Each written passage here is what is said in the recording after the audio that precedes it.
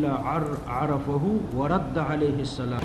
پشاور کی دیر کالونی کے مدرسے میں دھماکہ، 7 افراد شہید، 96 زخمی، 5 کی حالت تشویشناک۔ دھماکہ درس کے دوران ہوا، فوٹیج میں دھماکہ ہوتے ہوئے دیکھا جا سکتا ہے۔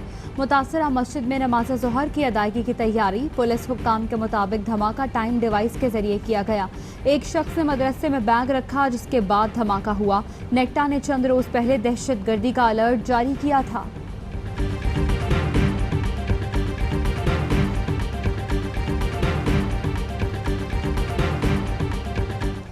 كان يعرفه فيسلم عليه إلا عرفه ورد عليه السلام. دلانہ حملہ کرنے والے دہشت گردوں کو کٹہرے میں لایا جائے گا۔ وزیر اعظم عمران خان کا عزم، پشاور دھماکے کی مذمت، قیمتی جانوں کے ضیاع پر اظہار افسوس۔ وزیر اعلیٰ محمود خان نے اعلیٰ سطح اجلاس بلا لیا، صوبے میں امن و امان کی صورتحال کا جائزہ۔ محمود خان کا پولیس کو واقعے کی تمام پہلوؤں سے تحقیقات کا حکم۔ شوکت یوسف زئی بولے، دہشت گرد سافٹ ٹارگٹ کی تلاش میں رہتے ہیں، مساجد اور مدرسوں میں ایسے واقعات کا کوئی سوچ بھی نہیں سکتا۔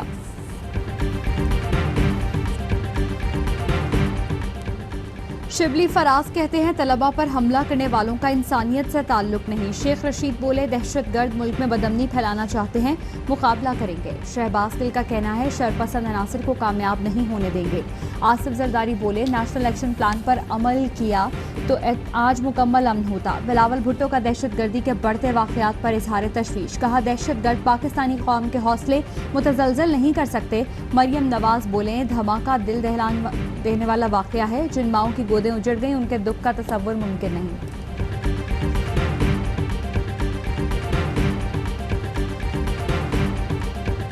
جموں کشمیر پر بھارت کے غاصبانہ قبضے کو 73 برس مکمل۔ دنیا بھر میں مقیم کشمیری آج یوم سیاہ منا رہے ہیں۔ 73 سال میں بھارتی فورسز 4 لاکھ کشمیریوں کو شہید کر چکی۔ حریت رہنماؤں کی اپیل پر مقبوضہ وادی میں مکمل ہڑتال۔ میں پھر سے کہتا ہوں کہ ہم تیار ہیں، لیکن اس کے لیے آپ کو ملٹری سیج ختم کرنی پڑے گی جو کشمیر کی آپ نے کی ہوئی ہے، اور دوسری چیز یونائٹڈ نیشنز کی ریزولوشنز کے تحت کشمیریوں کو رائٹ دینا پڑے گا سیلف ڈٹرمنیشن کا۔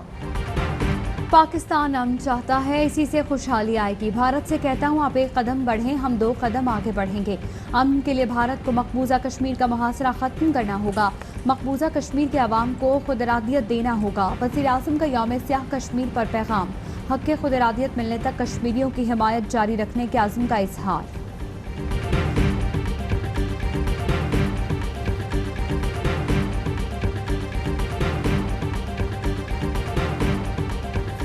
وزیر اعظم عمران خان کی زیر صدارت وفاقی کابینہ کا اجلاس، ملکی سیاسی اور معاشی صورتحال کا جائزہ۔ متعلقہ وزراء کی چینی اور گندم کی دستیابی پر کابینہ کو بریفنگ۔ وزارت ریلویز کی بحالی، تشکیل نو اور عسکری ایئر لائن کے لائسنس منسوخی سمیت 12 نکاتی ایجنڈا زیر غور۔ سپریم کورٹ نے شہباز شریف کا نام ECL میں شامل کرنے کی اپیل خارج کر دی۔ ریمارکس دیے، مشکوک ٹرانزیکشن کرپشن میں نہیں آتی۔ جسٹس فائز عیسیٰ کیس میں اینٹی منی لانڈرنگ قوانین کی تشریح ہو چکی۔ لاہور کی احتساب عدالت نے شہباز شریف اور حمزہ شہباز کے جوڈیشل ریمانڈ میں توسیع کر دی۔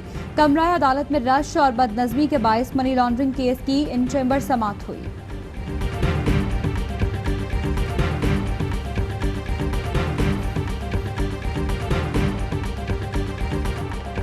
نبی کریم کی شان میں گستاخی ناقابل قبول، فرانس کے گھناؤنے اقدام کے خلاف مسلم دنیا میں شدید غم و غصہ۔ مسلم ممالک کا احتجاج، فرانسیسی مصنوعات کا بائیکاٹ کر دیا۔ سعودی عرب کی فرانس میں گستاخانہ خاکوں کی اشاعت کی مذمت، ترک صدر بولے فرانسیسی صدر راہ سے بھٹک گئے، ان کو علاج کی ضرورت ہے۔ ایران نے فرانس کے سفیر کو طلب کر لیا، گستاخانہ خاکوں کی اشاعت پر احتجاج۔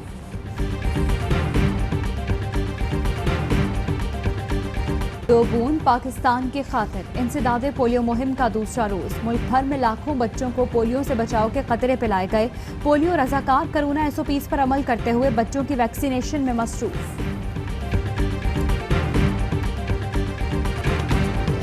اور پاکستان میں 1 گرام سونے کی قیمت 9,875 روپے 21 پیسے ہو گئی۔ 1 ملی گرام سونا 9 روپے 87 پیسے کا ہو گیا۔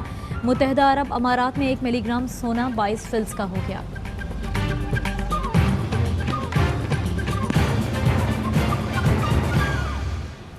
हेडलाइंस आपने जानी।